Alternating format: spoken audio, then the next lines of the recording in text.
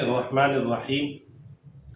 ډیر خلک د اختر د مانځه په باره کې پوښتنه هم کوي او چیرې د اختر کې د لاسونه به تړو به که پرېږدو به د دې نیت څنګه دی.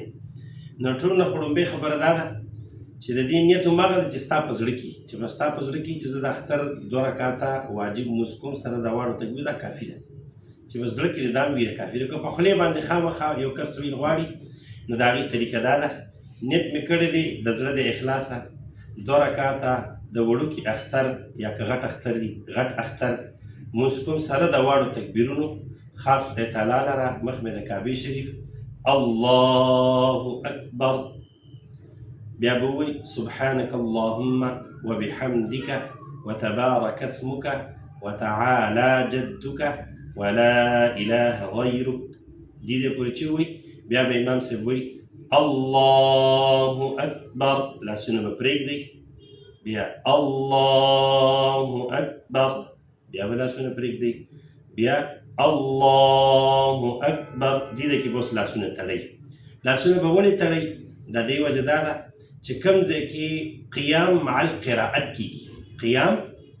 څه مې وویل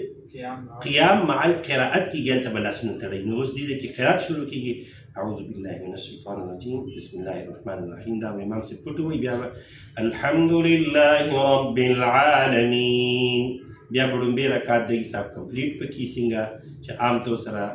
فرض لمونځ 2 رکعته کېږي رکوع ته به لاړ شي د هغې نه بعد به بیا 2 رکعت ته راپاسي چې 2 رکعت ته راپاسي څنګه چې نارملي 2 رکعتو والا لمونځ شروع کېږي ما حساب پټه به ووایي بسم الله الرحمن الرحیم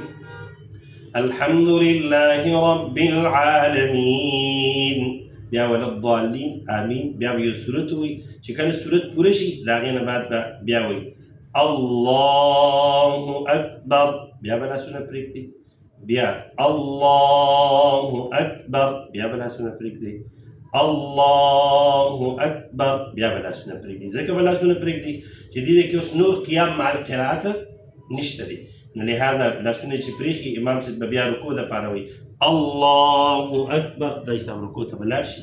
او بیا نور التحیاتو څنګه چې عام لمونځ کېږي په دې طریقې سره د اختر لمونځ ادا کېږي. الله جل جلاله د زموږ ټولو نه دا ټول عبادت قبول منظور وګرځوي.